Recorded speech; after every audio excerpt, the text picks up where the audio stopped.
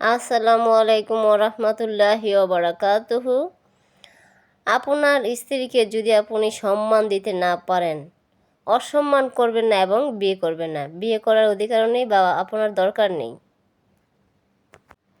পরের বাড়ির মেয়ে শুধু আপনার বাড়িতে আসে শুধু ডাল ভাত খাওয়ার জন্য নয়, তারও একটা সম্মান দরকার আছে, তারও একটা ভালোবাসা অনুভূতি আছে।